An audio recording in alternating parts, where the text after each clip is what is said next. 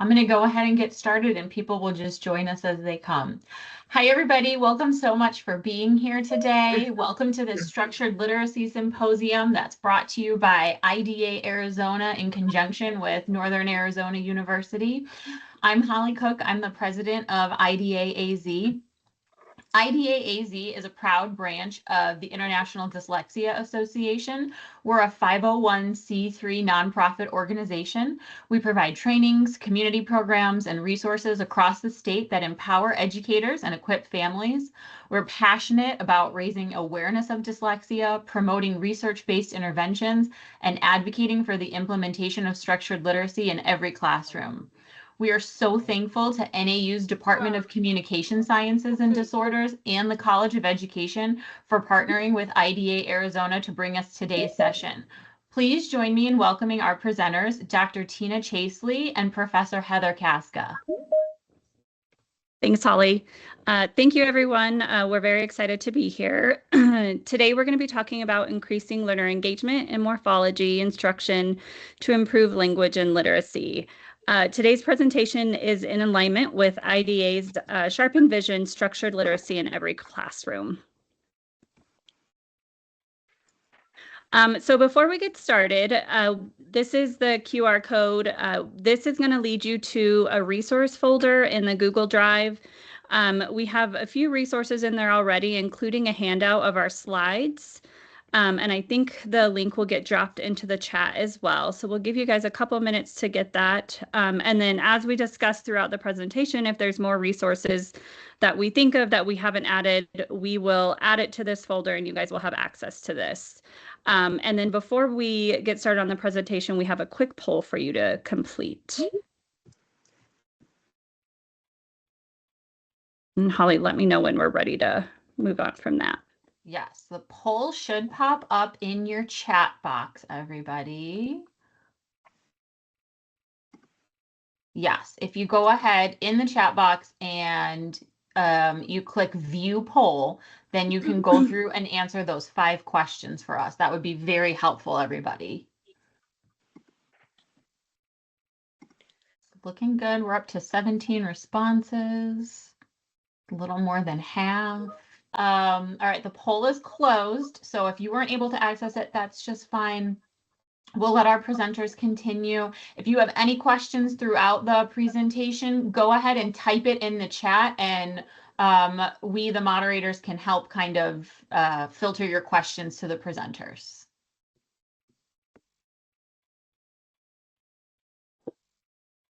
Okay, we ready to go on? The next thing, also just want to make sure you guys all have something to write on because we will, this is hopefully going to be an interactive presentation. I know it's always hard to do that when you're online, but we will have some time for reflection and time for brainstorming and discussion. So real quick, just a little bit about myself. Again, I'm Heather Caska. I am a certified speech language pathologist. I've been practicing for about 14 or 15 years. I'm also an assistant clinical professor at Northern Arizona University up in Flagstaff, as well as the director of clinical education. I've been a very active member of Arizona IDA for the past, I would say, 10 to 12 years and was the past president. I've also specialized in working with students with dyslexia and other learning difficulties, such as developmental language disorders and ADHD. Hello, everyone. I'm Dr. Tina Chaseley. I am an assistant professor of literacy and reading in the College of Education at NAU. I taught. Okay, I'm coming. Oops. I taught 2nd, 3rd, and 4th grade in Gilbert for about 10 years, and then I was a reading specialist, K-6 reading specialist. I've lived in Flagstaff now for about 11 years, and my husband and I love to hike and enjoy the mountains, and I'm happy to be here with all of you. Thanks, Tina. Okay, so today, and just a quick reminder, if everyone can just mute their mics. Our learning objectives for today, so by the end of today's session, we are hoping that you'll be able to understand how morphological and morphophonemic instruction relates to structured literacy, in addition to supporting reading, writing, and content learning. Learn to create and use morphology notebooks and word matrices for vocabulary and decoding, as well as practice strategies that differentiate morphology instruction for diverse learners, and explore some quick checks for understanding using morphological and morphophonemic tasks. And last, understand the role of interprofessional collaboration between teachers and speech-language pathologists. So we're going to start by just doing a quick review of what structured literacy and the knowledge and practice standards. That way we can hopefully let you see the bigger picture and tie everything together in regards to what we're talking about today. So I think most of us are probably pretty familiar with this, with structured literacy and what structured literacy is, but we're going to just do a quick review here. This is the most recent infographic from May of last year that the International Dyslexia Association put out. So it's a really great visual that kind of breaks down the who, the what, the how, and the why of structured literacy. So we know that all teachers need knowledge of the structure of language, which is the what, and the ability to implement research-based instruction, the how. So the who is, it's not always, structured literacy is not just an intervention-based like approach. It's for all students. Again, we talk about structured literacy in every classroom. So general education, as well as small group targeted instruction, and then even more intensive expert instruction. When we talk about what, we're talking about the different domains of language. So sound letter correspondence, morphemes, syllable and stress patterns, orthographic conventions. And then we talk a little bit more about the comprehension piece, which is vocabulary, background knowledge, sentence structure, grammar, text structure, critical thinking. So we're really just trying to integrate all domains of oral and written language. So that includes phonology, morphology, syntax, semantics, and pragmatics. When we talk about how, we're talking about the essential principles of instructions and how content should be taught for both reading and written expression. So these principles are beneficial for not just struggling students, but all students. So instruction should be explicit, sequential and cumulative, highly interactive and multimodal. It should be data-driven, targeted prompt feedback, scaffolded instruction, and sufficient practice provided for our students. And then the why is the science of reading. So the science of reading is the scientific evidence from research on reading, writing, acquisition that provides us the underlying basis for the content and principles of structured literacy. So this infographic just takes a little bit more of a deeper dive into the domains of oral and written language. And for the purpose of today's session, we're specifically going to be talking more about morphemes and morphology. And then in talking about the knowledge and practice standards, so for those of you that are not familiar with the knowledge and practice standards, there is a link in the resource drive that we talked about at the beginning. There is a PDF version of the knowledge and practice standards, so you can look through those. But these are the gold standard of high quality reading instruction. And these are used to guide preparation, certification, and professional development for those who teach reading and related literacy skills. They aim to specify what individuals should know and be able to do to be adequate readers and spellers. So the KPS is broken down into 5 standards you can see here, and you'll notice that in standard 4 that there's a few sub-standards there, and that specifically is the structured literacy instruction. And the ones highlighted in orange here are the standards that explicitly mention morphology or morphemes. However, we hope after today's session that you'll see morphology really kind of bleeds into all 5 standards, even if it's not explicitly stated in that specific standard itself. Okay, so let's get started. Let's talk about morphology. Throughout the session today, we're going to ask you to do a little bit of reflecting and sharing in the chat. And again, if you have any questions, feel free to enter them in the chat, and we'll stop throughout and answer some questions. And then we should have time at the end for some more Q&A. But specifically, I want you to take a minute and think about your morphology instruction. Also, I would love to hear a little bit about who you all are. If you can let us know maybe what your role is, if you're an educator, a reading interventionist, a speech language pathologist, speech language pathology assistant, a student, enter that in the chat, and then where you're from, if you're from Arizona, if you're in Phoenix, the Valley, Flagstaff, wherever. But then also share a little bit about what you're currently doing in terms of morphology interventions or morphology instruction. So I'll give you guys a few minutes for that. And then Holly, if you could help us with the chat. Sure.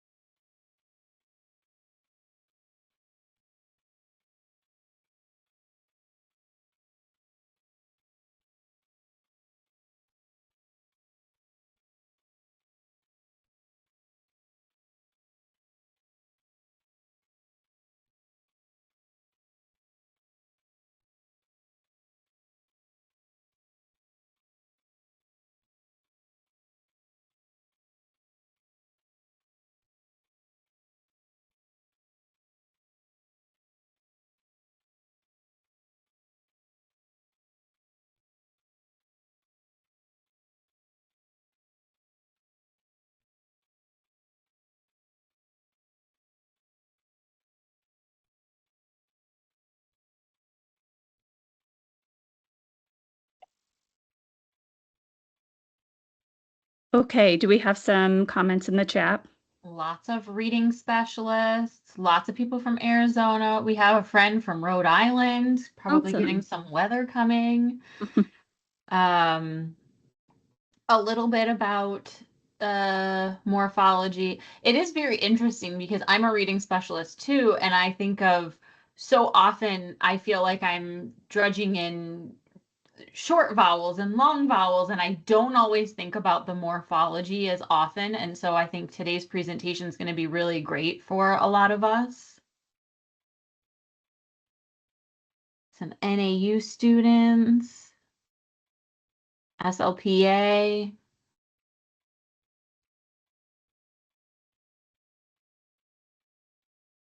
Some dyslexia tutors. Awesome. Is there anyone sharing a little bit about what they're doing for morphology intervention or instruction at this point? I'm seeing a little bit about Wilson and OG and Barton.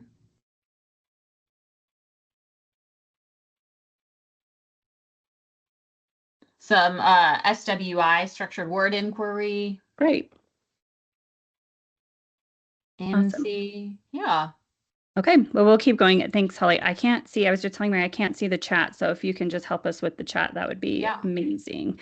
Okay, so we know morphology is a critical, but it's often very underemphasized, an underemphasized component of structured literacy. So when we're talking about morphology, we're talking about word structure, prefixes, suffixes, bases, root words. And this is really going to support reading beyond phonics because as words increase in complexity, words often become less transparently decodable. And so students often start to rely more on morphological chunks versus just like sound letter correspondence and those spelling rules and things like that. So it's a very important piece that I think often gets overlooked. All right, so we'll start here with a word detective challenge. So I want you to take a minute, hopefully you have something to write on, and work to break this word down into meaningful parts. And then Tina and I will discuss the meaning of the morphemes.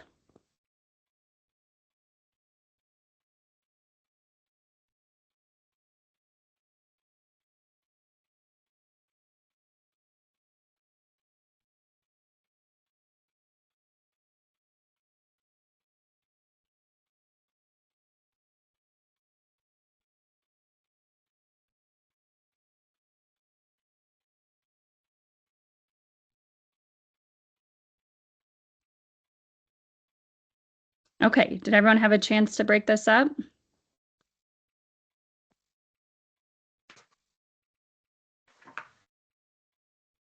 Okay, Tina, go ahead if you'd like. Okay, wonderful. Thank you, Heather. So some of you may have broken it down like this. Um, so, or some of you may have broken it down as uncomfortable. We see it both ways. Two of the three elements are synthesized to make comfort. So come and fort are actually two Latin, um, Latin prefix and a root. And so you might see it together, you might see it apart, like we have it here. But uncomfortable basically consists of three morphemic elements: a prefix, a base element, and a suffix. So un obviously meaning not. Come, if we separate come and fort, come meaning with or together, fort meaning strong or strength, and able meaning capable of being. So uncomfortable. Do you have anything to add to that, Heather? Okay. Nope, that's great. Okay, so let's talk about the foundation and why it matters. So the overarching big theme of what we're talking about today is that without the awareness of the whys of spelling, rote learning is the option for learning how to spell.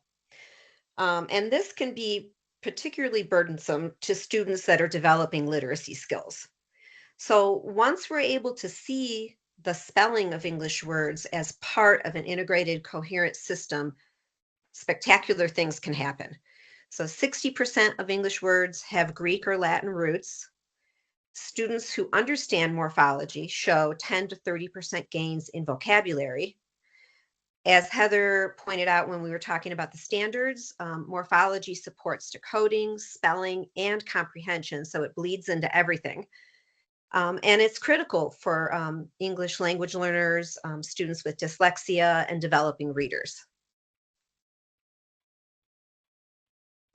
So as Heather already gave you a couple definitions, a morpheme is the smallest meaningful unit in language.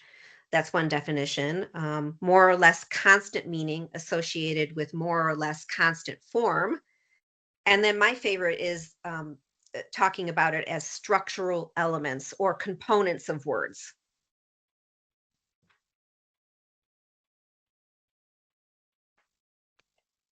Okay, so when we talk about morphological awareness is recognizing the morphemes in a word. Most of us are probably more familiar with the term phonemic awareness, which is recognizing the distinctive pronunciation or the distinctive sounds in a word. But we may be less familiar with the term morphophonemic awareness, which is putting those two together, awareness of both morphemes and phonemes in a word. And I think if we approach our instruction by focusing equally on both morphemes and phonemes, kind of like what Tina just mentioned, spectacular things are going to happen with our learners. But another important piece to this is that orthographic knowledge, and that's the understanding of the spelling system. And so how can we tie all of this together, and how does morphological awareness and morphophonemic awareness support that orthographic knowledge?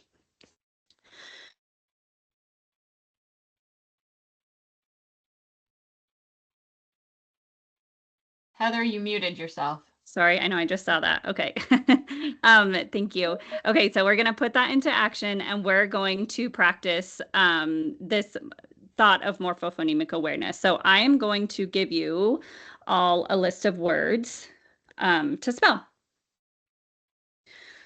So hopefully you have something to write on. We have a few word pairs to spell. So the first word I want you to write down is the word sign.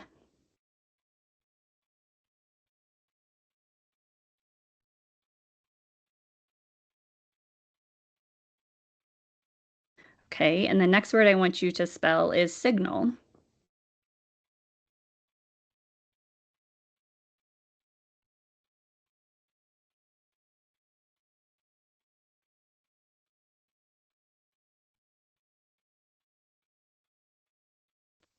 Next word is muscle.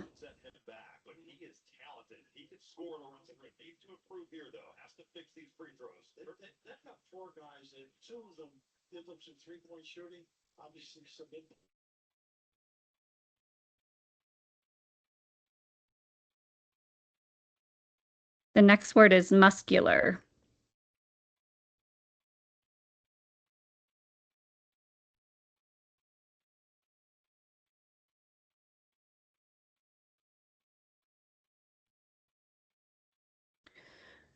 And the next word is bomb.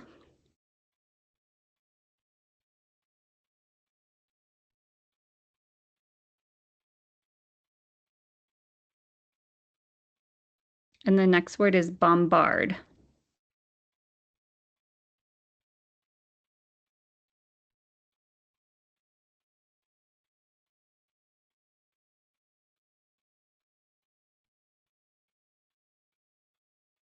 I have a couple more. Sculpt.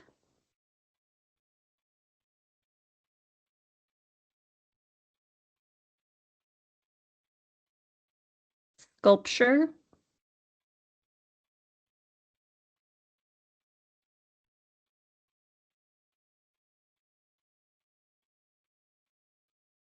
Electric.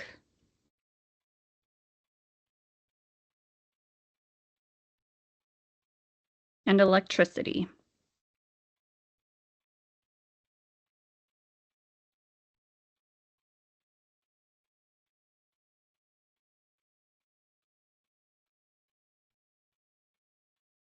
Okay. Now, what I'd like you to do really quick in the chat, throw in some comments about what you notice about these word pairs that I gave you. What do you see that is constant or similar across the word pairs, and what is different? So I'll give you guys a couple minutes and then ask Holly to share some of your thoughts from the chat.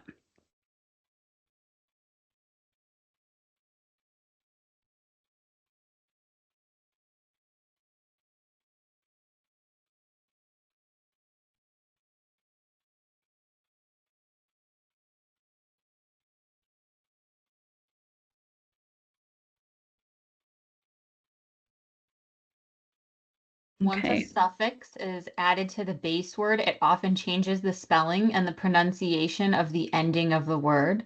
Okay. Letters that are silent in the first word are not in the pair. Their meaning relates but differs. They're all two-member word families. They're parts of word families. Endings and suffixes change part of speech. Root word, ending suffix, the first part of each word pair. When you add the suffix, it adds a syllable as well as some silent letters.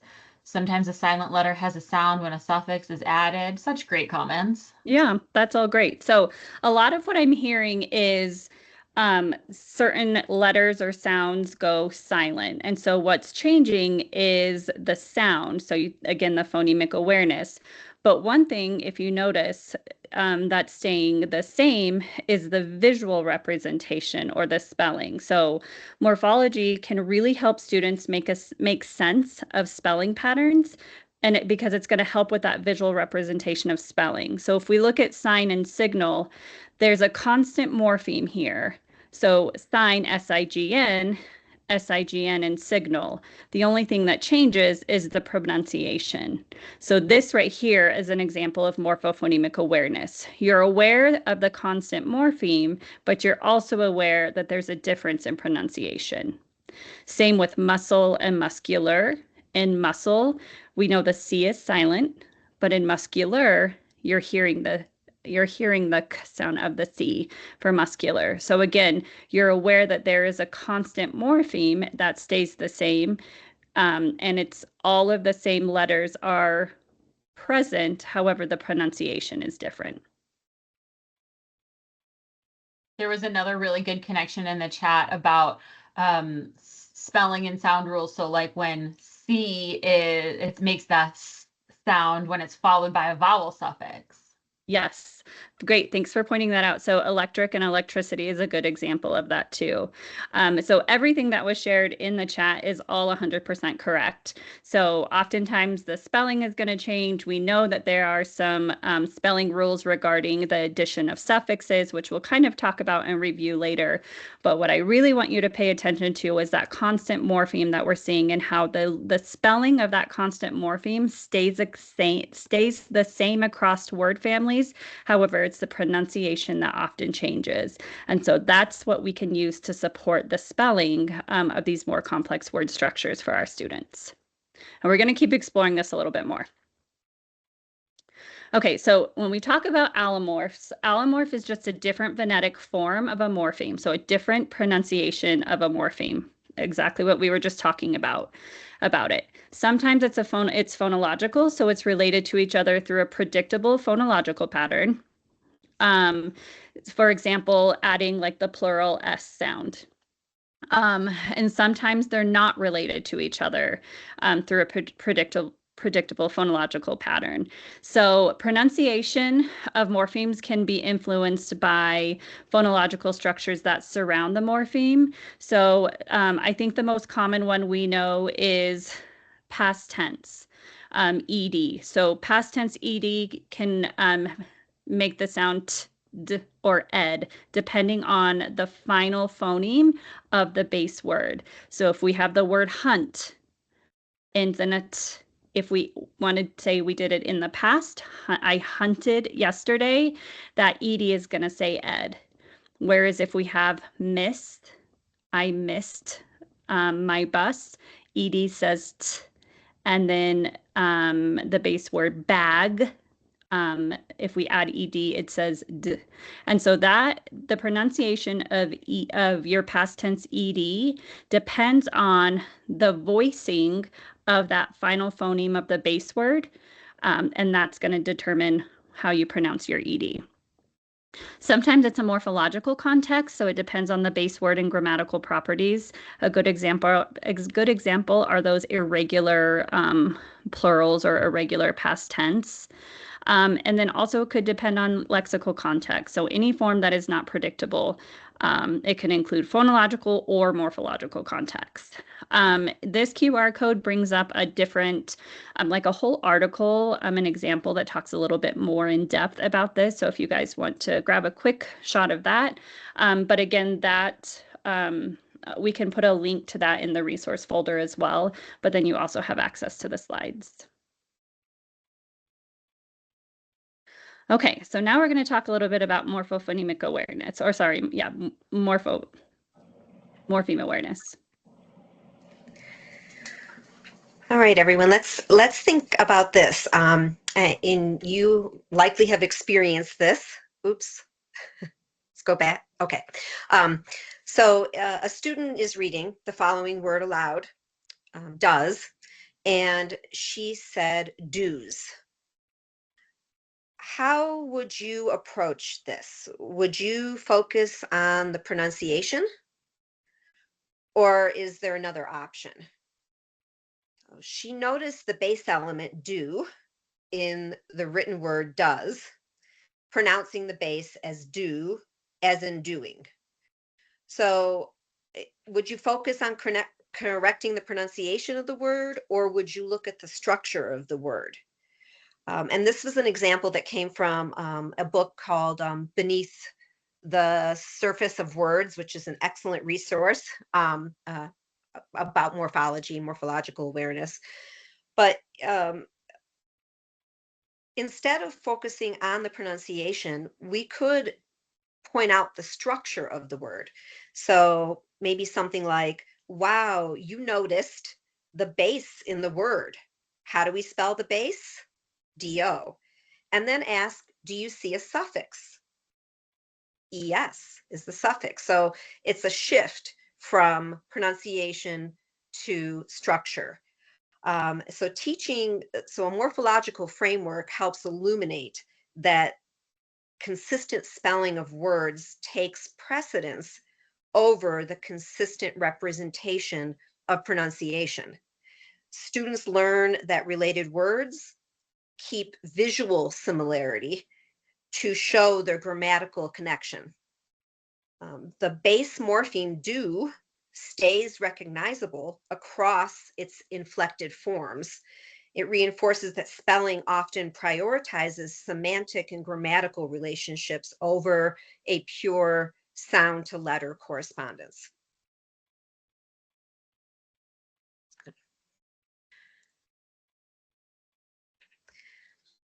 Okay, so we know that, like I was just saying, we know English is morphophonemic, so it's represented by both sounds and morphology, or the structure of words.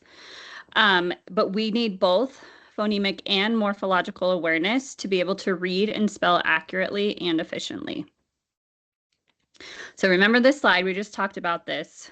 Morphological awareness, phonemic awareness, tied together for morphophonemic awareness, but again, how this is also supporting that orthographic knowledge. So when we're trying to bridge when we're trying to build morphophonemic awareness, we really need to bridge that phonemic and morphological awareness. So we're going to teach phoneme awareness, teach awareness of sounds, analyze our productions, and pair sounds with letters. But we also want to be teaching that spelling is structural, just like Tina was talking about with the example of do and does. And all graphemes are present in that stable, that constant morphological structure, that unit, even if it's not pronounced. So again, teaching that visual representation. And another important thing to point out is it's not too early to start working on morphophonemic awareness. I think we often think that morphology is a skill developed later on, but this is something that we really should be addressing early on with our students as well. Okay, we're gonna do another spelling test. I bet you guys didn't think you were gonna have spelling. It's so many spelling tests on a Saturday morning. Okay, so we're just another example of this kind of an action when we're talking about structure, context, phoneme awareness, morphological awareness. So I'm going to give you a list of words to spell. This time they're not word pairs, they're just going to be some words to spell, and then we'll go back and check the spelling of them together. Okay, everyone ready? Thumbs up. Okay, your first word is chord. Chord.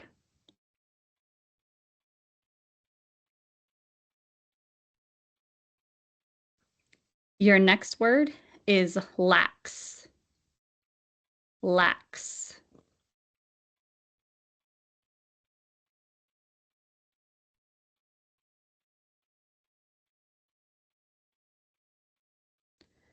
Number 3, wade.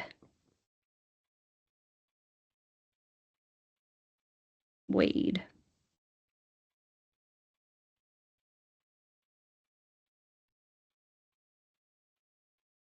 Next word is days.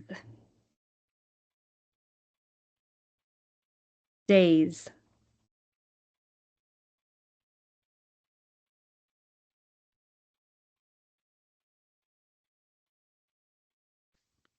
Next one is ward. Ward.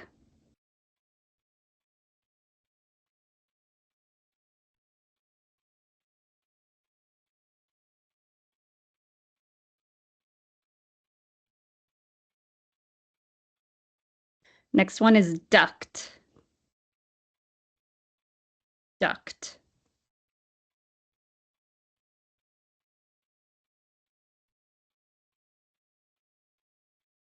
And the last one is mast. Mast.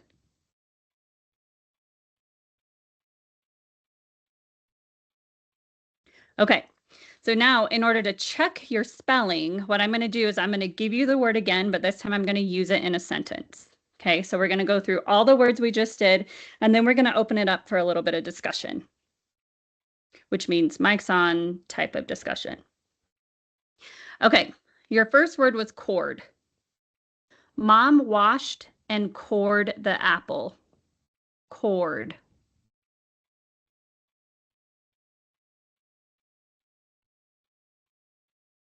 Okay, your next word was lax. Lax. Her arms went lax. Lax.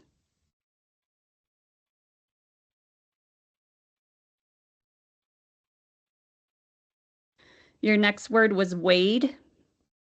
We had to wade across the river. Wade.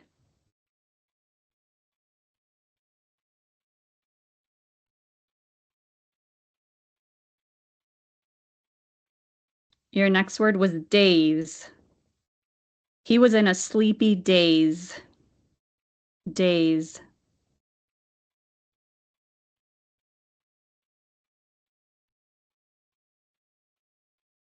Next word is ward.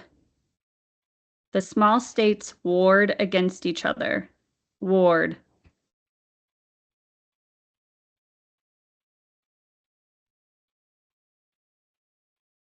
Your next word was duct. The air duct was blocked. Duct.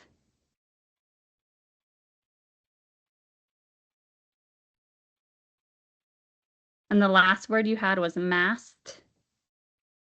Dark clouds massed overhead. Massed. Definitely some chatter in the chat box. All right. Give awesome. these words in a sentence and Yes, talking exactly. about on Go purpose. ahead.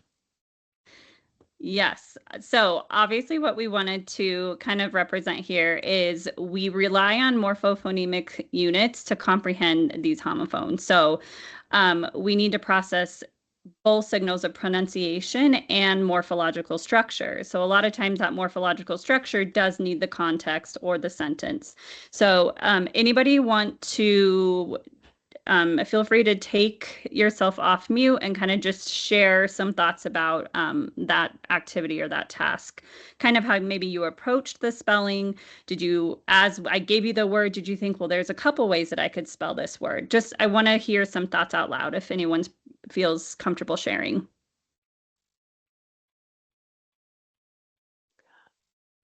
I wrote both spellings. Okay. Because after the second pair of words, I thought, oh, okay, I see where she's going with this. So Good. So and I don't want to miss anything. that perfectionism. But I like that approach. I like that approach of like, okay, well, I'm gonna just write both. And curious, I wonder, has anyone had students maybe do something similar to that? You've seen students do something like that.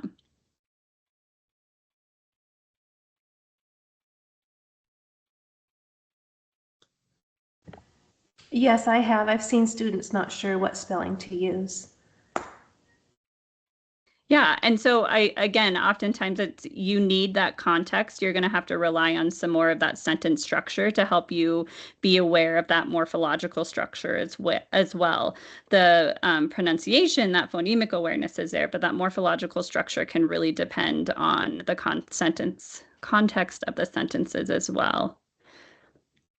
Does anyone else want to share anything? It makes you realize the importance of giving those words in context to our students if we're asking them to spell them. Because I was the first one to ask, can you do this in a sentence? And somebody's like, I think she's doing this on purpose. Well, I was getting a little frustrated. So I too wrote both spellings just in case, but I was starting to feel like frustrated, and they would probably feel frustrated if I did that to them, you know? So yeah, absolutely.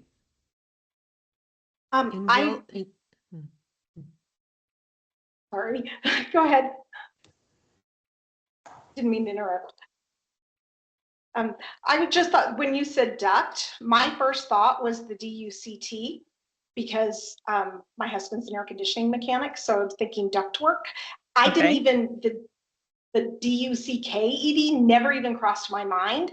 And that kind of, when I work with my EL students, I think a lot of times it's what they're used to seeing. So sometimes they've never even been exposed to the other word. So I think we got to introduce them, okay, this can also mean, or in a whole nother way, because most of them I was like, oh yeah, you can spell that two ways, but the DUCK didn't even cross my mind at that time. So I think it's how hearing the word.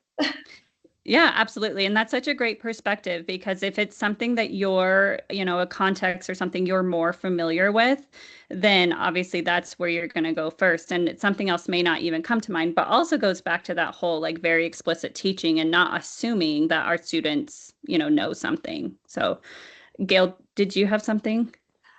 Yeah, sorry, my camera's not working. No, that's I okay. apologize.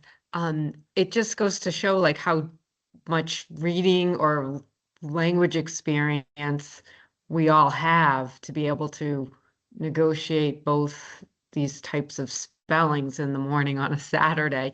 But if our students don't have that, and how the woman who just spoke about duct, she probably knows about ducked, but her in the context is so important. Yeah, absolutely. I think the other piece of it too is just overall comprehension. Like as we're reading these words and helping them under, it's going to definitely play into that overall reading comprehension as well. Because one other thing is, I think Wilson in the spelling program with the homophones, it has the students like learning or looking up both of them if they misspell it wrong. But even at third grade level, if you're in a special education classroom, it's not as meaningful. Like they still need this work fourth, fifth, sixth grade, so it starts to make meaning. It is introduced, but it might not stick. Yeah, that's a great point. Thank you. Anybody else want to share any thoughts? Super quick. Years ago, I did a webinar with the Liebens, and they said, anytime you do dictation, use it in a sentence. But their perspective was ELs and helping build meaning for the ELs in my classroom. And as a kindergarten teacher, obviously, I'm not dictating words like this. So I had never really thought about the multi-meaning words. So for me, it was really interesting to see another reason why it's really important to use the words in context. Yeah, thanks for sharing that. Anyone else? Holly, was there any other points that haven't already been brought up in the chat? No, not really. It was interesting. Heather and I were thinking the same way. We both spelled cord and cord, CHORD and CORD, but neither one of us thought of CORED. We were like, oh, and so like just her chat was exactly what happened in my mind too. That's funny. Yeah. And I don't even have CHORD up here. And I think when we did this presentation a few months ago, we presented for FUSD for one of their PD days. And Tina, if I remember right, I think someone else brought up that chord as well, like a music chord, CHORD. But I'm not a musical person, so for me, like that chord never like cross my mind either. So it is really interesting as far as like your background knowledge, your experience, and how that really can come into play too. But also, hopefully, this just goes to show how important the context and just the overall awareness of morphological structures. Because if you're not as aware, you're not ever going to think of that ED, right? You're not going to think like, oh, it could be ED, it could be past tense. But again, if we're not using it in context and we're not giving them any other, background, then it's going to be hard for them to know how to spell. So great. I love the discussion. Okay, we'll go through a couple more slides and then we'll open it up real quick for any additional questions before we move on to more of the instruction. So again, this is just more examples of morphophonemic awareness in action. Again, when we're talking about different types of morphemes, we've kind of already talked a little bit about this, the past tense ED and the different sounds that it makes. So let's talk about the plural S and ES though, because there are certain rules for pronunciation and spelling. So we know that if it is real quick, is anyone not familiar with voiced and voiceless sounds? See anything in the chat, Holly, that I can? Nope, nothing's coming up. Okay. All right. Then I'm going to move forward like we know. If anyone is not quite sure, feel free to just throw that in the chat and I'll do a little bit more of an explanation. But if our final consonant in a base word is voiceless, then that S is going to make your sound, the voiceless sound. However, if the final phoneme in your base word is voice, like a G or b, then that S is now going to say Z. So again, that morphophonemic awareness, that allomorph, if you will, of that morpheme is based on the phonological context of the preceding sound. Now, if your final phoneme in the base word is either a s, z, sh, ch, or s, z, sh, or ch, then you're adding the morphological structure is now changing to an es, and it's going to be pronounced as is, like in horses, bushes, catches, buzzes. Similarly with your final ed morpheme, so your past tense, if your base word ends, the final consonant is voiceless, then that ed is pronounced t. If it's voiced, your ed is pronounced d. However, if it ends with a t or d sound, that's when you're going to get that new syllable of ed. We also know there can be vowel shifts. So this can be influenced by grammatically influenced. It could just be an irregular, like an irregular past tense, irregular plural, or it could have historical origins. And there's some examples of those there. Okay, and then some of the spelling conventions and spelling rules. So again, and a lot of us, if we're familiar with different reading programs out there that really focus on phonics and spelling rules, we'll be familiar with a lot of these. So the doubling rule, the drop the E, like the silent E rule. So for the doubling rule, we know if a suffix starts with a vowel and the base word ends in one consonant, so the 1-1-1 rule, you need to double that final consonant. There's some examples there. And then for the silent E rule, if a suffix starts with a vowel and the base word ends with the silent E, then you would drop the E. The other common one is the final Y. So do you, if the Y is a part of a vowel team, you would keep the Y. However, if it's not, if there's a consonant and then a Y, you change the Y to an I, except for the suffixes that begin with I. So there's some examples there. Okay, now before we jump into interprofessional collaboration, I just want to open it up for a couple minutes to any questions that anyone might have in regards to anything we've talked about so far. Okay, I have a question that, you know, when you said the word origin thing, it made me think of. So I've gone through letters training, and part in the second part of letters training that's more about language and comprehension and stuff, there was this wonderful, and I accessed it once and I can't find it anymore. I just wondered if any of you knew of it. It was a pretty short, maybe 5 or 6 minute video. It looked like it was made by college students or, you know, maybe like graduate students, but it was, you know, a brief history of the origin of the English language. And it went back to, you know, basically Anglo-Saxon, French, Greek, Latin, Greek. Does that ring a bell with anyone? Not with me. I don't know if anyone in the audience is familiar with that. If anyone is, feel free to drop a link or a name or something in the chat, but I'm not familiar with it. Tina, are you? I remember watching that, and I might have a link for it, so I'll look for it in a minute. Oh. Yeah. Okay, we can look so for it and much. see. Okay. Yeah, if we find it, we'll throw it. We can throw it into the resource folder. The thing that I keep thinking about, which probably could be a whole discussion and presentation of its own, is Mark Seidenberg out of Wisconsin. He talks a lot about structured linguistic literacy. And I'm not an expert on it. The way that I've come to understand structured linguistic literacy is let's be explicit, but as efficiently as possible. And everything you're saying talks about how we should get specific and we should explain the voiced and the voiceless and how we're making the different sounds. And I've just always like regarded everything he said with skepticism about this structured linguistic literacy. And so everything you're saying affirms my like that feeling inside of me when I listen to him about like, I just don't know if that sounds right, Dr. Seidenberg. Yeah, I think that's a good point, Holly. And I mean, again, it goes back this is kind of like my soapbox, if you will. I mean, every client, every student we work with is different, right? And, if there was one specific way that worked for everybody, none of us would be here anyway.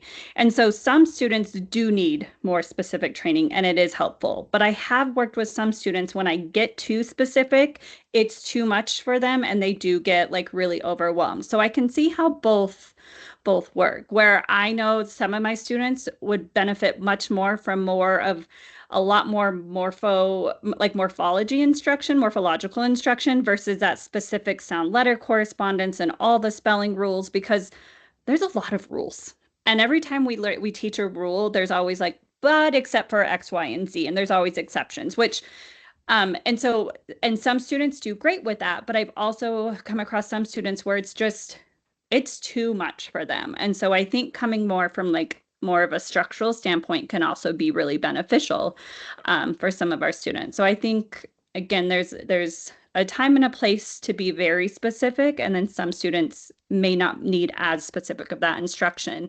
And to be honest, some students just flat out can't feel the difference. I've had that too. So that's when your SLP is going to become your best friend in your school that you work with. Anything else before I get into talk a little bit about the interprofessional collab with SLPs and educators?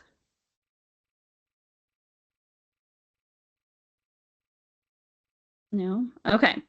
Another quick reflection before we get started. Whether you're a speech language pathologist, an educator, reading interventionist in the school, I want you to take a minute and jot down and also hopefully share in the chat of what that collaboration looks like for you right now. If you're in a school or even if you're working in a private practice, what does it look like, that collaboration look like if you're with the speech language pathologist in your school, or if you're a speech language pathologist with the educators, the teachers, the reading interventionists, the special education teachers, or if you're a private SLP, are you collaborating with your clients' school-based educators?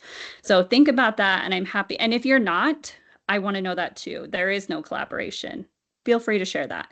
But if you don't mind sharing in the chat, and then we'll have Holly share that with us.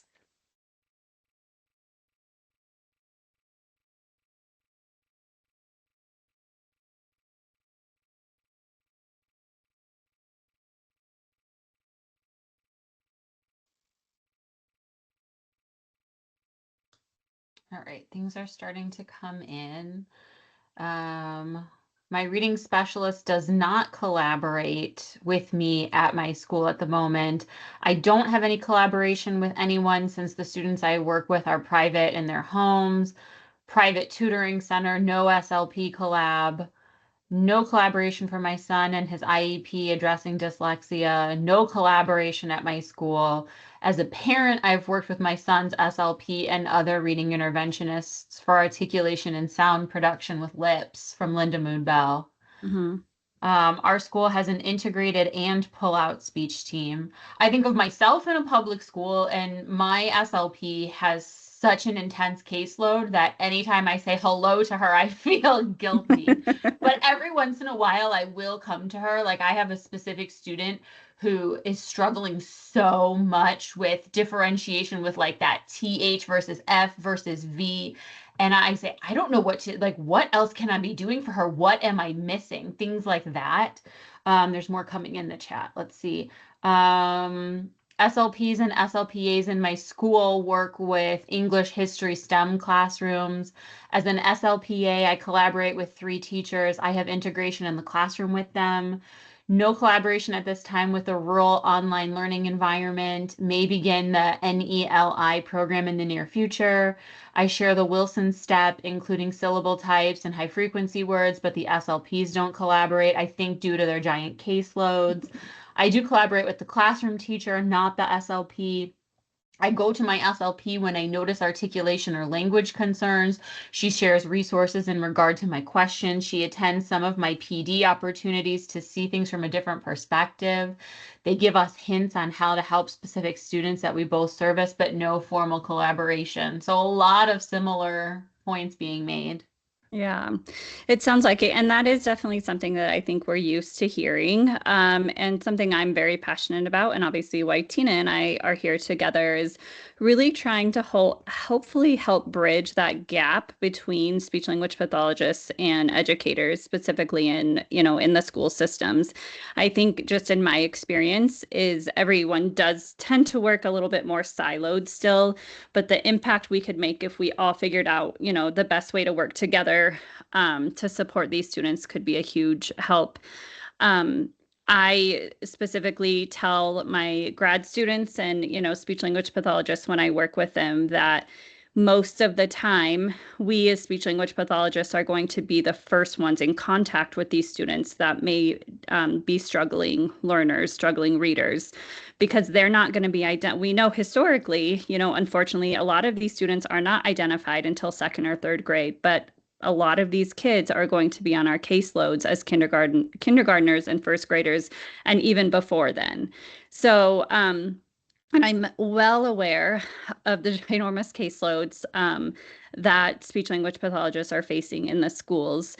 But another thing that I really like to help SLPs connect with, or maybe become more aware of, a lot of what we're already doing and a lot of what their goals are, we can directly and indirectly work on some of these things, specifically morphological awareness, phonemic awareness. If you think back to the wheel of structured literacy, it's all the domains of language, which is all within our wheelhouse as a speech language pathologist. So it's a matter of just really figuring out how we can work together. So, we know that there is a high prevalence of comorbidity between dyslexia or other, reading difficulties and speech sound disorders, as well as developmental language disorders. So as SLPs with our training in language structure and metalinguistics, it really positions us to provide morphology-based orthographic intervention, and it's well within our scope of practice. And it honestly, a lot of times it fits within their goals of what they're doing. If they have vocabulary goals or comprehension goals, we know that morphology is going to directly relate to vocabulary. It's going to directly relate to help understand the comprehension and understanding the structure of words and the structure of language. So I think it's definitely a work in progress, but hopefully something that we can continue to work on and improve is that collaboration between speech language pathologists and educators. And so that's something that I would challenge all of you to do, especially if you're in the schools, is go back and think about, brainstorm a little bit. How can we make this more of a team approach and be more collaborative? If you are a private interventionist, whether you're an educator or a speech language pathologist, that was primarily what I did before I started working at NAU, as I was a private speech language pathologist. But I always made an effort to reach out to the teacher, obviously with permission from the parents. And even still within our dyslexia clinic we have at NAU, when we have clients, we reach out to the students' teachers to kind of find out, what are you working on in school? How are we doing? So we can kind of bridge what we're doing with what they're doing to hopefully streamline everything. Okay, so now we're, any questions before we move on to the second part of the presentation?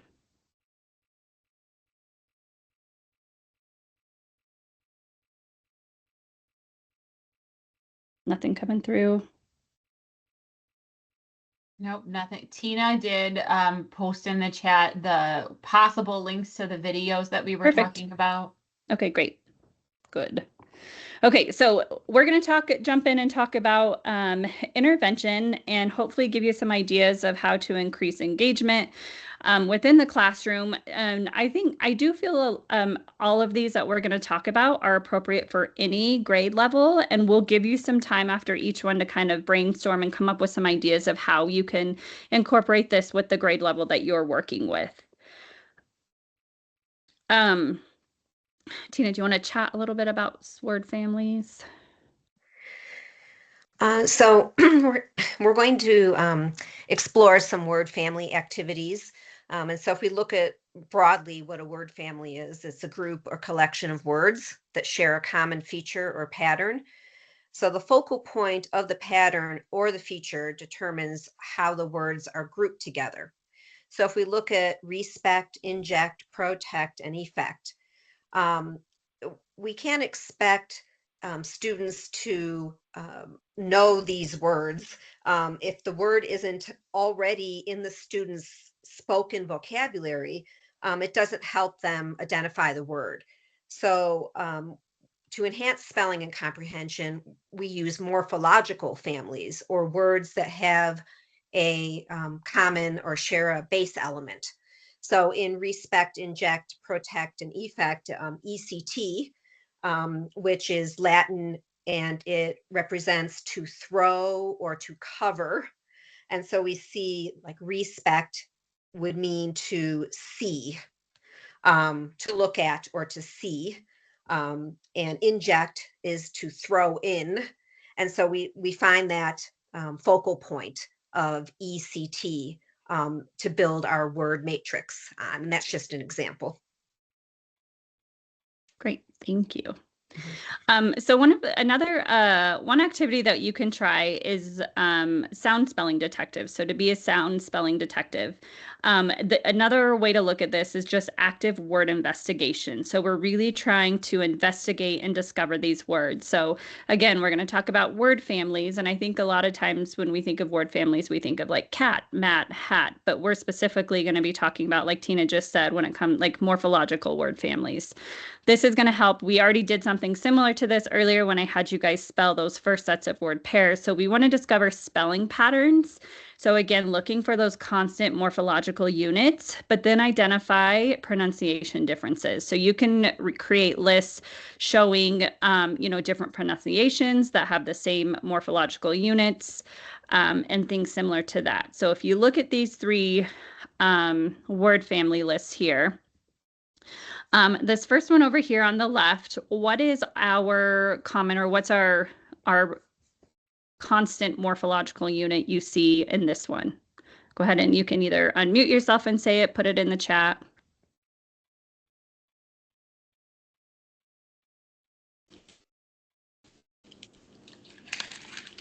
Suffix ed. You got it. Yes, suffix ed, so past tense. So, and reading through the words, we have hunted, walked, hopped, hoped, rated, bagged, loved, punted. So you can have your students recognize and identify the constant unit here structure-wise, but then they can group them. And if you have like the words on separate cards, then they can categorize and move them into, groups where ed has the same type of sound. Same here with the middle one. So we have sign, signature, design, designate, signed, signing, significant, and reassign. What is our constant morphological unit here in this middle column?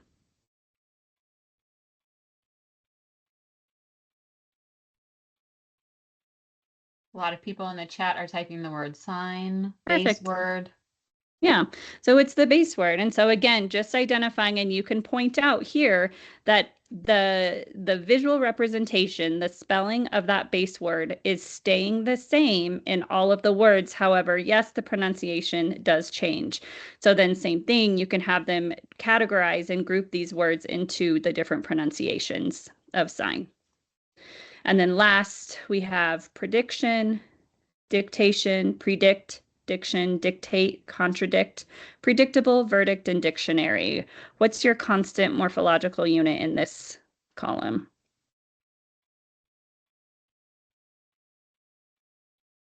A lot of people typing in the DICT. Perfect. Yeah, the base word again. And so same thing, you can point out that the spelling is staying stable. It's staying the same. However, the pronunciation may differentiate, and then you can create categories and groups based on that. So that's just one activity. It's that active word investigation, being detectives, learning that structure, and really kind of investigating it. So just some more examples of different word families that you can use. Again, starting, with more simple for our younger kiddos, those more simple suffixes, prefixes, base words, and then becoming more complex the older we get.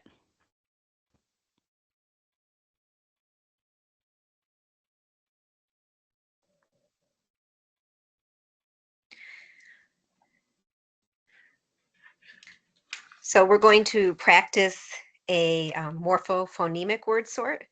And so if you could please, on whatever you're writing on, take these words and sort them into 3 columns. And a hint is what do you notice about the vowel sounds? So we'll take a couple minutes to do that.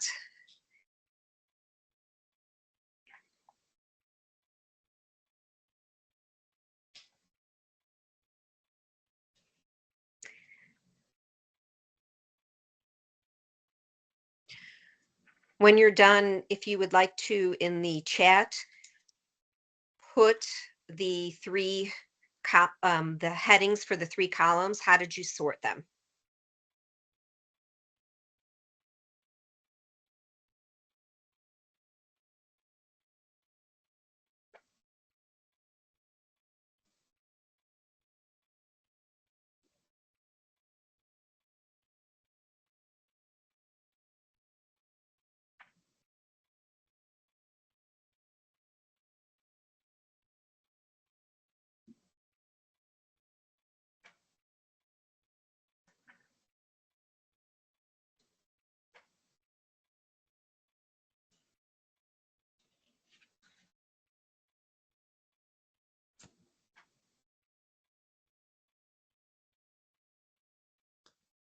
Okay, some things coming in the chat. The vowel sound changes depending on the syllable type. Long I, short I, schwa, syllable types. I'd sort into the beginning sound clusters.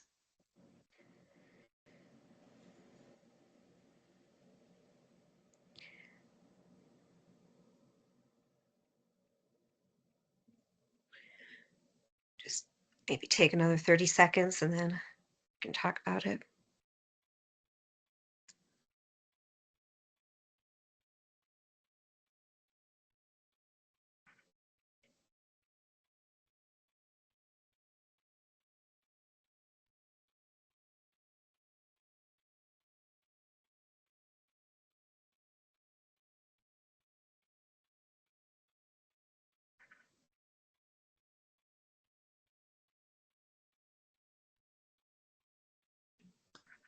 Okay. Sort These by are all- vowel sound, point out the syllable type. These are all great ideas. Yes. So if we're thinking about morphophonemic, again, that morpho meaning the structure of the word, and phonemic, the sound, we could, as many of you noted, have one column that had the long vowel sounds. So crime, define, serene, compete, divide. And then another column, which would be related short vowels. So criminal, definition, serenity. Think those words aren't on there, but that's an example. And then another related form, criminality, definitive, competitive. So the next slide, please. And so we can look at, as Heather pointed out, what the suffixes are, the role that the suffixes are playing and how we say these words, right? So the first level suffixes, shifting to a short I. So from crime to criminal, the AL is shifting the vowel sound. Define to definition, divide to division. And then we could look at second level suffixes, ITY, IVI, E, and the I is staying short. So criminal to criminality, define to definitive, divide to divisive.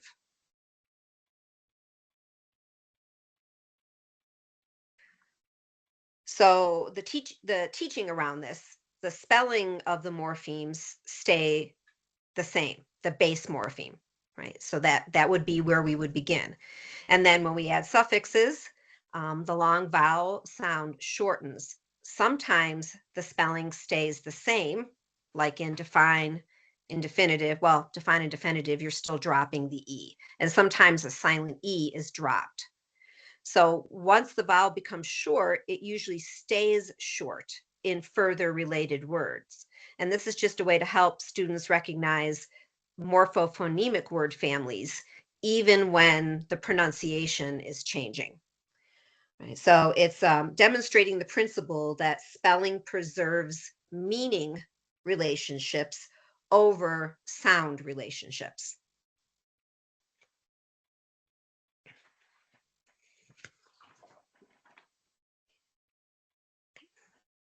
So I think, Heather, you were going to do this one.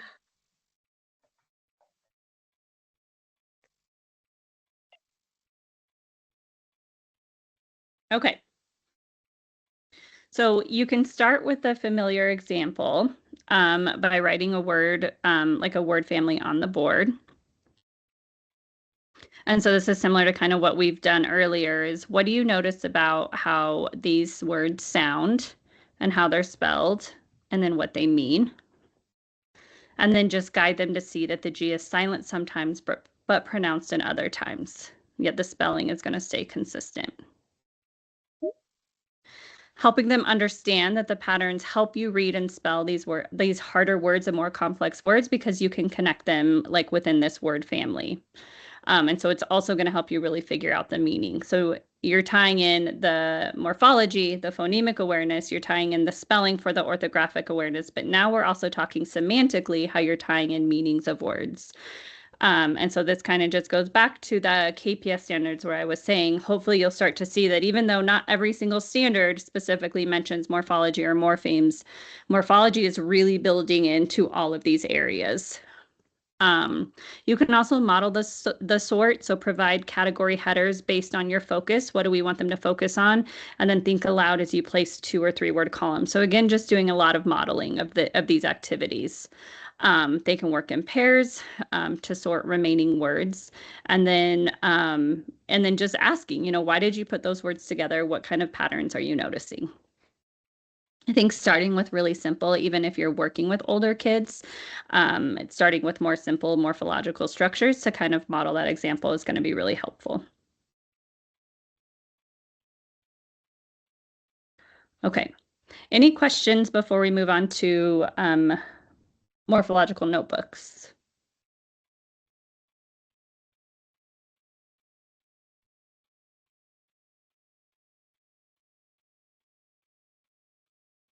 No? Okay. So notebooks are just a really good way to make morphological instruction interactive, and it's going to allow students opportunities to be creative and just kind of take ownership in that. And that's kind of something that I always say. Another soapbox of mine is if you're not tying the meaning or tying this new knowledge to something that this student already has a background knowledge in or is familiar with, then it's not going to connect. So getting it, I like the idea of using notebooks and being creative on how they can tie, the meaning of the morpheme or, make that connection for them. It's going to help them build a deeper knowledge of vocabulary. It really encourages independent learning. And again, it's going to connect the orthography, the semantics, as well as the phonemic awareness. So here are just some examples of different types of notebook pages, and I'm anxious and curious to hear. I'm sure a lot of you have seen these or done these similar too, but you can do like morpheme trees. I know Jack just spelled wrong down here. So sorry about that, but you have like the base word here, the meaning, and then different words within the tree of that. So you're kind of creating, these word families, but within a tree. This is another one that I've done with some of my students. I really like this because I feel like this is where students can get really creative is maybe you have a prefix, a base word, a suffix, whatever you have here, the meaning, but then they're able to come up with some words. Again, you can see the word families here, but then they get to come up with their own meanings and visual representations of it. And so again, it's really tying in that ownership and helping them identify meanings and kind of build that vocabulary knowledge. More examples of just different types of ways to represent different word families. And this one here in the middle, we have the base word, and then we have different prefixes and suffixes on the outside of the web, as well as different words. For example, you can also always have them incorporate some sort of drawing or visual to represent these. And then again, just another example here where we're talking about two prefixes that have the same meaning and then creating word family lists based on each prefix.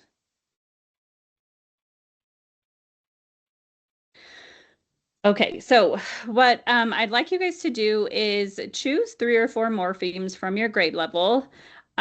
Whether it's a base word, a prefix, a suffix, and I want you to create a couple various examples of notebook pages that you could have your students do. So I'll give you a couple minutes to do that, but then I'd love for you to throw in the chat, and then we can ask people to share out loud as well if you feel comfortable of what are some things you're already doing in the classroom in regards to something similar to this or something different. I'd love to hear what's working for your students and what hasn't worked for your students.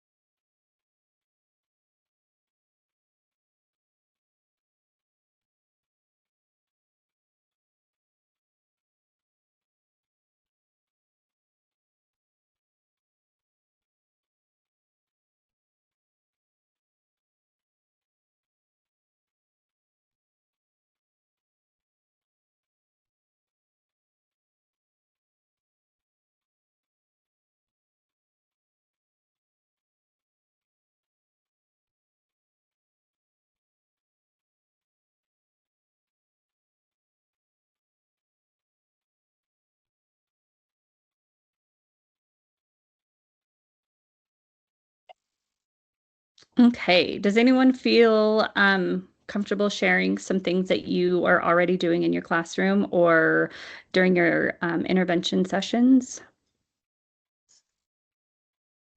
Some things popping up in the chat. Oh, go ahead. No, I was just going to say, I was like, oh God, this is going to be a lot to type. So thank you for asking that. But so we recently worked with Struct.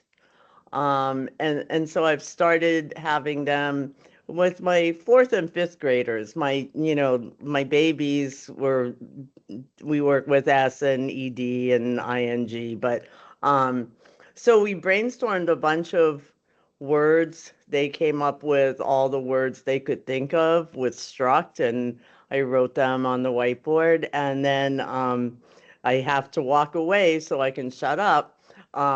But I have them okay, look at what's the commonality you see? Can you find something about all of these different words that could help us figure out what the heck does struct mean?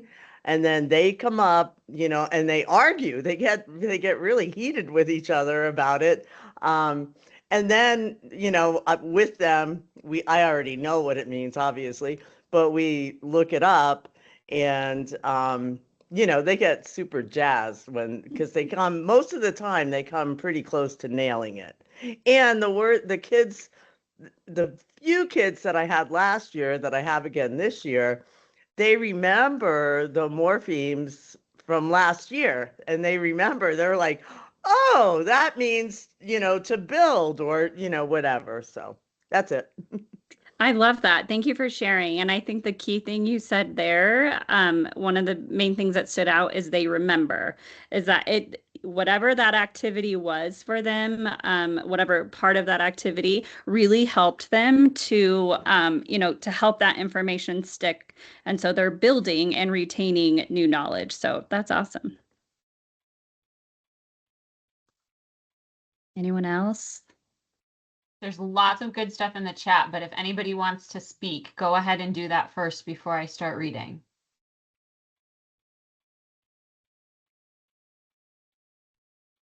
Based off of the notebook that you're using, I've also had the kids draw a tree and then put at the root, they put the root, and then we add the words into the tree. So they know so they have a visual.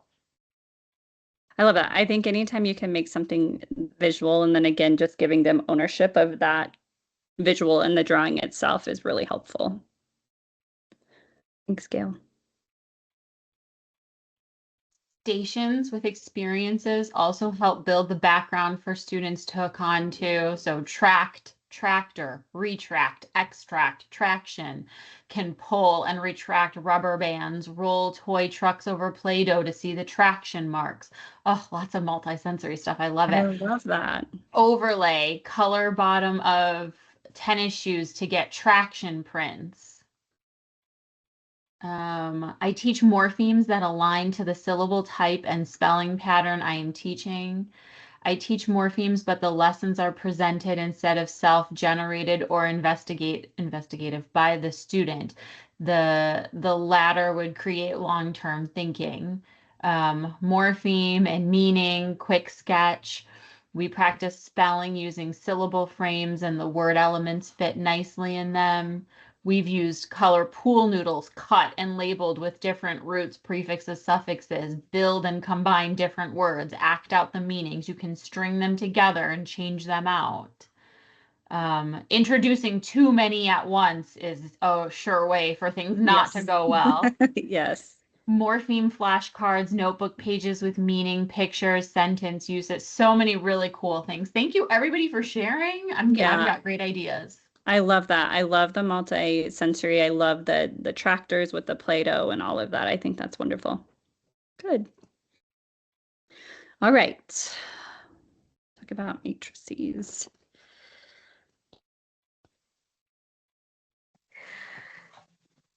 So something else that we can do to promote morphological awareness, morphophonemic, is to create word matrix or matrices with our students.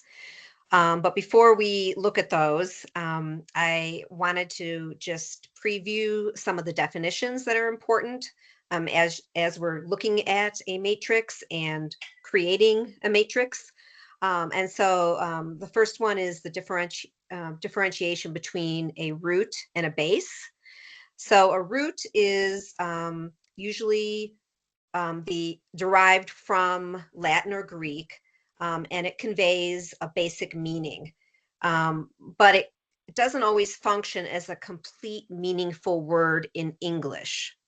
So for example, AUD, odd, like in audio, means to hear. So that would be considered a root. A base is the simplest, most basic form of an English word that can stand alone. It can be a standalone word, or it can have prefixes and suffixes added to it to create a new word. So cycle, for example, we can add by or re. And so base words are independent words. Root words are not always independent. And root words come from Latin or Greek origins, and they require affixes to make a complete English word, while base words are already complete English words. So a word can be both a root and a base word. For example, meter is a root word of Greek origin, and it's also a standalone English word, making it a base word as well. Some more definitions. The idea of a free or bound base. So if it's a free base, it can stand alone as a complete word. So graph, act. A bound base cannot stand alone as a word, and it has to have other morphemes attached to it to create a complete word. So there's some examples there: spect, dict, and they carry meaning, but they need prefixes or suffixes to form actual words.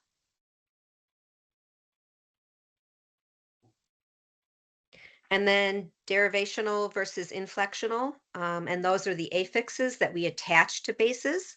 Derivational morphemes, and this is something that all of you noted in the chat, but oftentimes we're talking about changing the part of speech. So if it's derivational, it does change the meaning or the part of speech of the base. So for example, on or ness. So it creates new words with different meanings. Inflectional morphemes add grammatical information without changing the meaning. So for example, making something plural or past tense, right?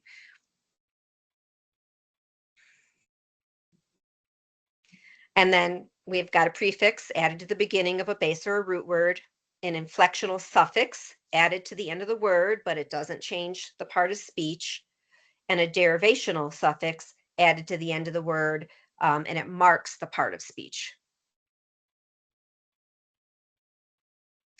So if we look at how these components fit together, it varies by Latin and Greek words. So Latin word parts tend to follow this pattern. There are some exceptions to it, but usually there's a less common or a common prefix added to a root, and then an inflectional suffix or a derivational suffix added to it. So the example here would be transforming. When we're looking at Greek words, they're combined slightly different. There's usually a root and another root and a suffix. The roots can be combined or blended together, and a suffix can be added to it.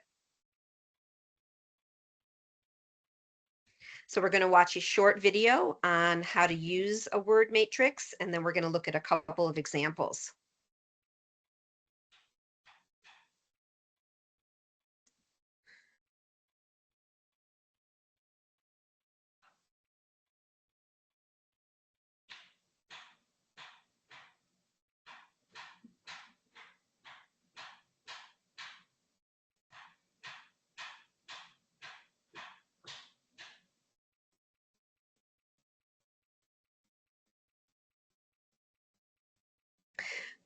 Heather, I think you might need to unmute in order for them to hear it. this. Okay, I was wondering that. Sorry, guys. Yeah. Let's start it over.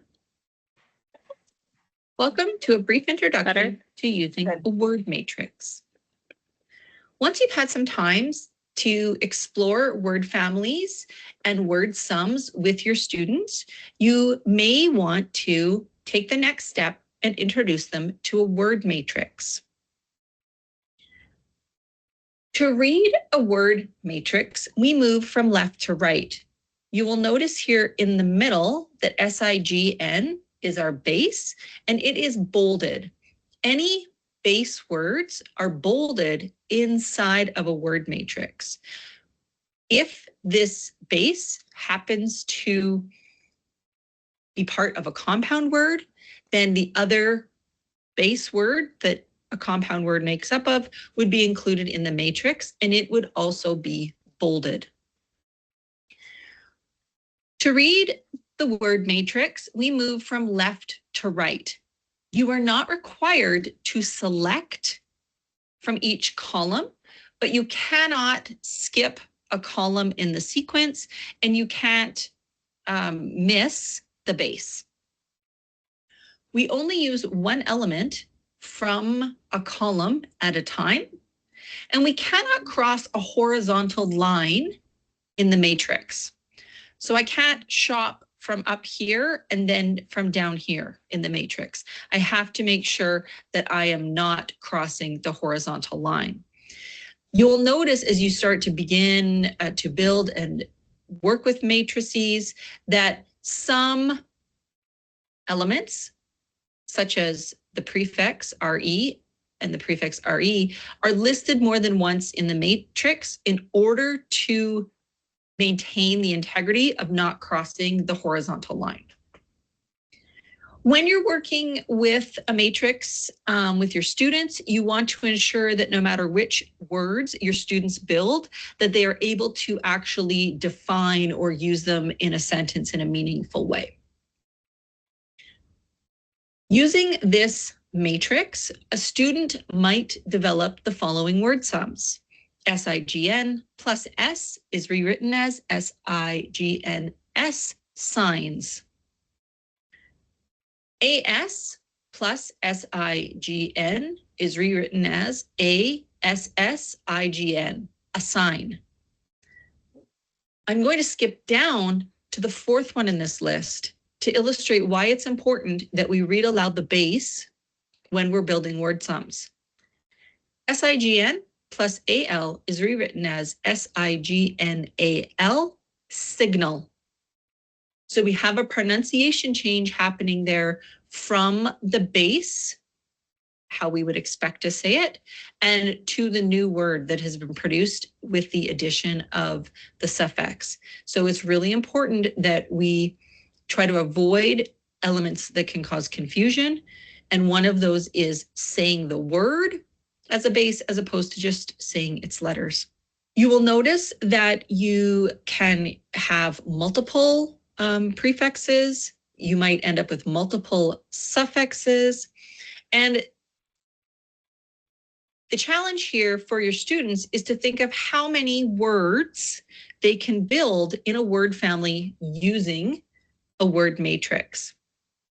It's important to remember that word matrices are often incomplete, and that's okay. We can still use them, and we will update them as we begin to develop more understanding around morphology and how the word parts that we put together build words that we use every day.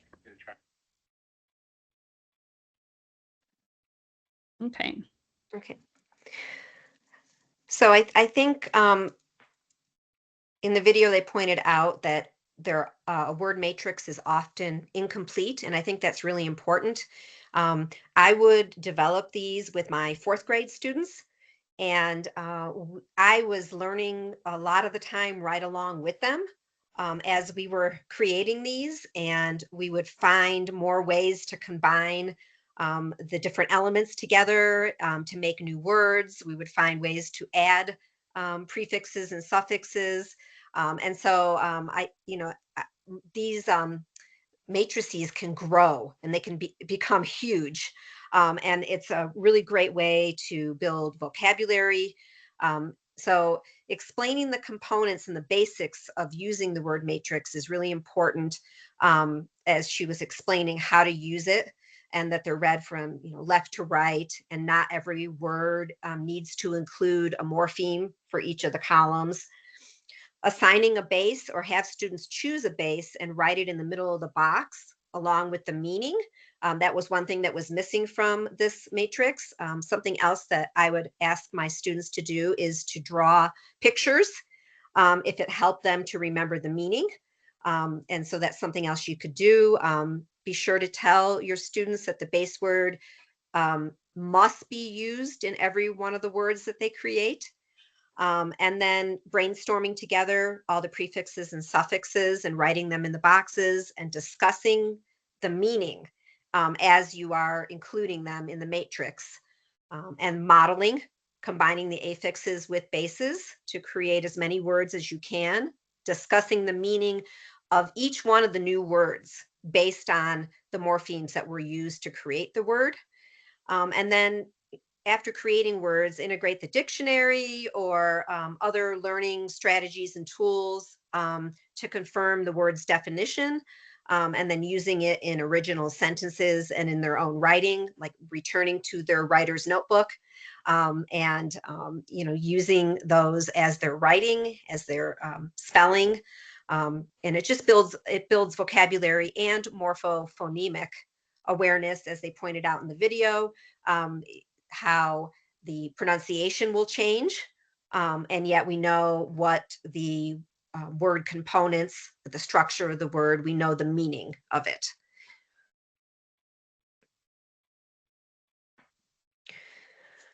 So if we quickly return to the idea of the Greek and Latin words, we can relate it to our tiers of vocabulary. And so tier 1, as we know, everyday words, they are often Anglo-Saxon words.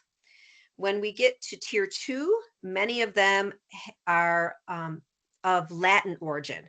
So those medical words, academic words come from Latin. And then we have tier 3, which is even more domain specific, come from Greek origin. And that's even more, a lot of our medical terms come out of, from, or are originated from Greek origin. And so these, tier 2 and tier 3 words are usually not picked up in everyday conversation, natural conversation. They need direct instruction. So those tier 2 words like analyze, interpret, establish, they appear across disciplines and are the building blocks of academic thinking. And tier 3 words give students that precise language, and they can really engage in things like social studies, if we're going to look at ratification. So you can see that why building a word matrix can really help with this tier 2 and tier 3 vocabulary.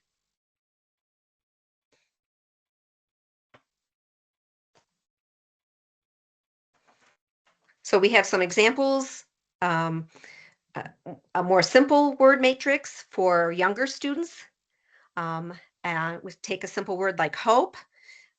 We have the definition, what it means there, and then adding a simple prefix on, and then we have a variety of suffixes, and talking about, is it changing the part of speech? Is it making it plural? And then a more complicated one, like from the video, for our older students. So what we'd like you to do now is to choose a base word related to your teaching context, one that you use with your students, and to try to create a matrix in your notebook or on the piece of paper that you're using. And then we can ask a couple of you to share what you came up with.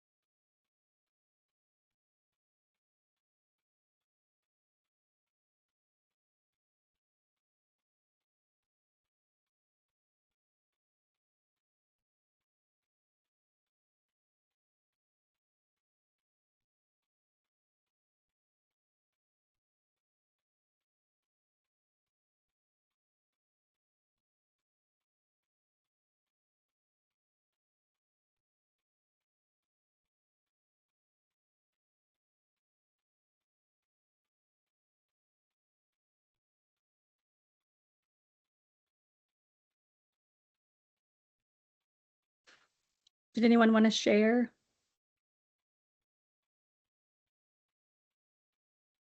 So far, nothing in the chat, but we'd love to see any ideas.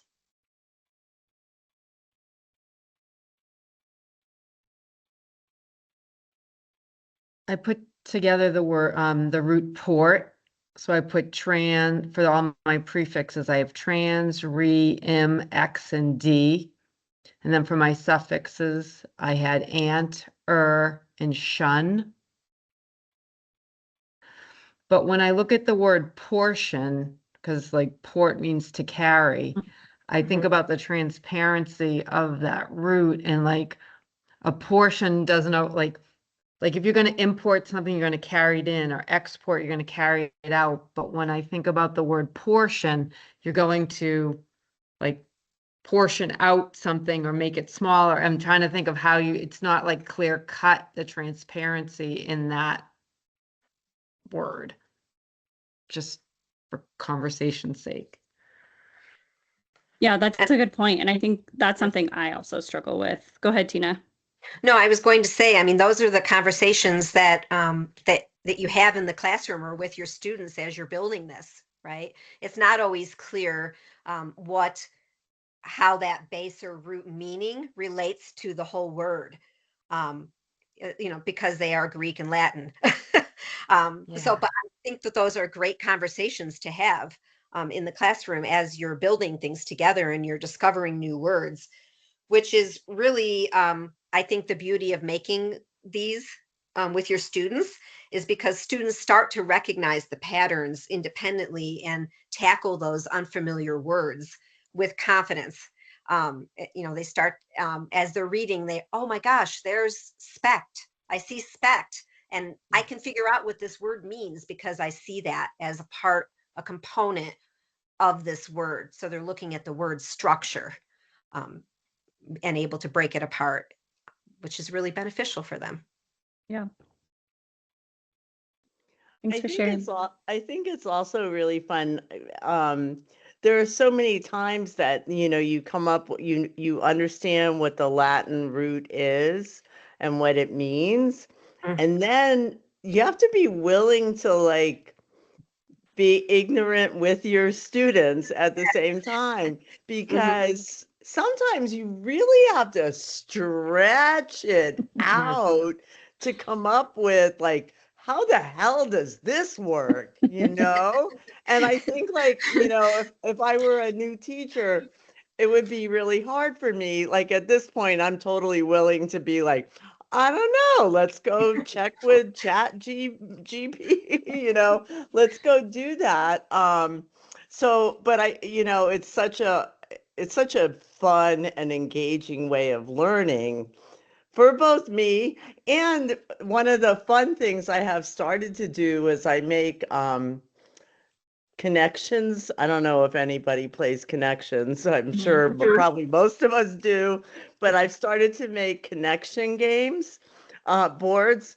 for my kiddos, like months after we worked with a few morphemes, especially with ones where the pronunciation changes. And it's so fun to watch them, solve it and fight over it. Yes. Yeah. I mean, that's a perfect example. I'm thinking about from the beginning of our presentation, we looked at ECT, meaning to throw or cover. And if we look at the word inject, we think, well, what does that have to do with throwing or covering or uncovering? But the way that it was described as is to throw in. So if you inject something, you throw in. So you're right. You have to get creative. You have to think outside the box. And I think having those conversations with the students, and they even bring, their own ideas, and you're like, oh yeah, that makes sense. I have a question. I'm not a classroom teacher, at least not at the moment, but how would you integrate these kinds of lessons into your day? Would that be like a 5 or 10 minute lesson per day? Or would this be maybe, for example, you said ject means to throw. Would that be a base word plus the suffixes and prefixes that you would investigate over the whole week? Or because there's hundreds of these morphemes and it could take potentially years even to cover them all. So how would you approach that? Or is that something you're going to talk about later in the presentation? Well, I can jump in, but I think we have a lot of experts here that could also share how they're doing it. I was a classroom teacher and a reading specialist, and so in different contexts, I approached morphology instruction in different ways. And we usually had our grade level words, which that is something that I used, to investigate this, adding prefixes and suffixes.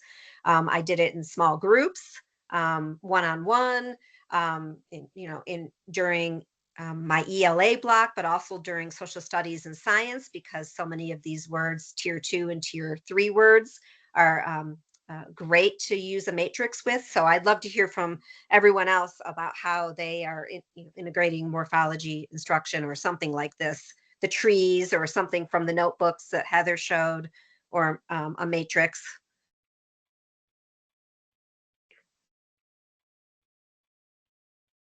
Yeah, I'm not a classroom teacher either. Obviously, I'm a speech language pathologist, but one thing I just wanted to point out that Tina said is how she incorporated it across, specific content areas, so not just ELA, it's not just an ELA skill, but how much it translates across, social studies, science, and all of those. And so thinking outside of the box and really figuring out how you can incorporate all of these ELA skills across different content areas, especially for our, educators that are working with older students.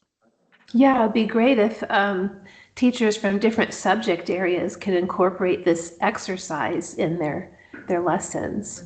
Yeah. And I think that comes down to when we think like junior high specifically, like if you have a middle school or junior high social studies teacher, they're going to tell you they don't know the first thing about, ELA or structured literacy. And so I think that comes back to just making sure all of our teachers are trained, in the science of reading, because it all overlaps and it all pertains to any content area that you're teaching. So.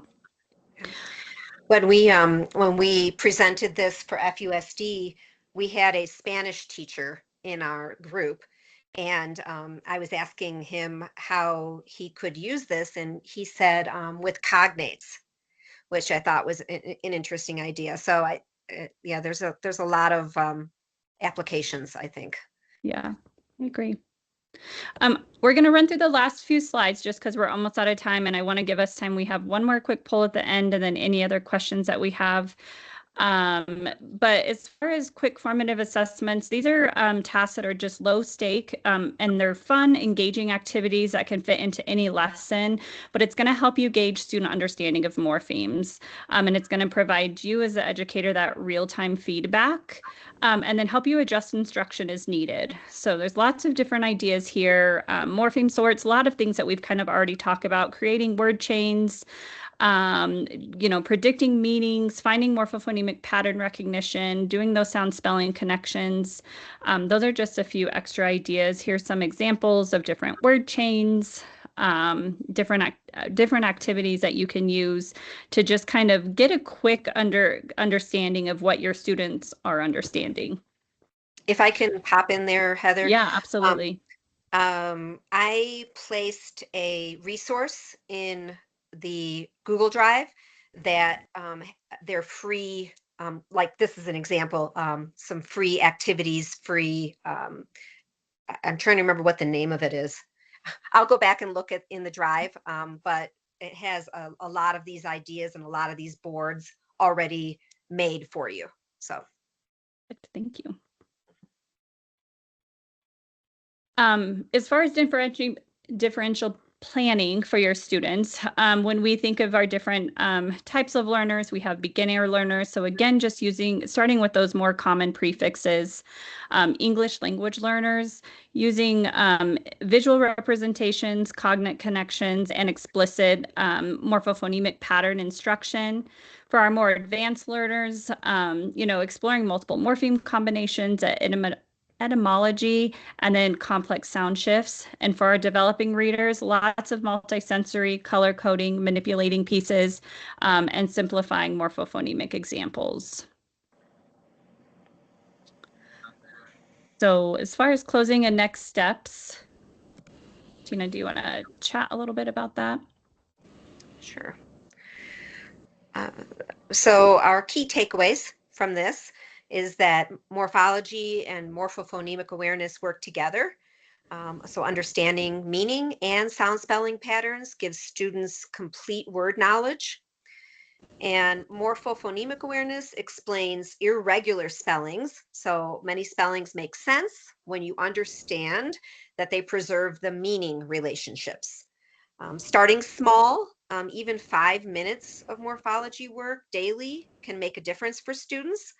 It can be engaging and fun for them as well. As we just talked about, connecting across the content and discipline areas, science and social studies vocabulary, and as someone pointed out in the chat, math as well, have so many rich morphemes to use in math from the chat. Make it interactive. Obviously, we all know students learn best when they're building, sorting, discovering patterns. As many of you pointed out, bringing in their own backgrounds, connecting to the background knowledge, using these quick checks to guide your morphology and morphophonemic focus, and then just remembering that this supports all learners, but especially those struggling, developing readers, our English language students, students with dyslexia, and they really benefit from understanding the spelling logic and the meaning behind the roots and bases and suffixes and prefixes. I'm going to skip this one for now, but real quick, so I want you to just think about what's one morphological intervention or strategy that you can try, next week with your class or the students that you work with. And then also just discuss implementation plans, and you can share in the chat if you'd like. And then also I'm going to just throw this up here so you guys have it. Again, it's just the resource, the QR code for our resource folder. If you guys can drop that in the chat again, and then there's, we're going to just do the one last quiz.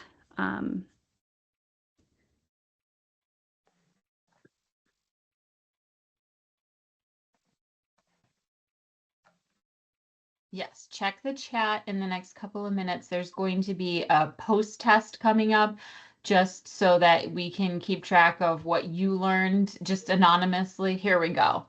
If you click view poll, then you can go through, and it's exactly the same as the questions that we had before. And I know we're almost out of time, but Holly has a little bit of information to share, but I'm happy to stick around for a few minutes to answer any additional questions after Holly's done, if anybody has anything. And Holly, I'm going to stop sharing my screen. Yeah, sure. And then we have an IDA Arizona slide that we want to pull up for you in a minute. While I'm waiting for that to come up, I can just tell you what a great organization that IDA AZ is, and the things that I wish I knew about the organization. Membership essentially pays for itself. We provide reimbursement for teachers who are going to professional development about structured literacy. And if I would have known that, how I would have used it, I'm so mad I didn't. So now I make it my mission to make sure that everybody else knows about it. We also provide a free Learning Ally membership to anybody who joins IDA Arizona. And that is such an amazing tool for a kid that you tutor, your own child, one of your students. So many amazing options with it. And just that perk pays for the membership and then some. So just such a great resource. Please consider exploring that. We also, please follow us on social media. We host a Dyslexia Dash every September, and we want to make it bigger and better every single year. We would love to have all of you there. Please feel free. Otherwise, we're so happy that everybody shared their Saturday morning with us.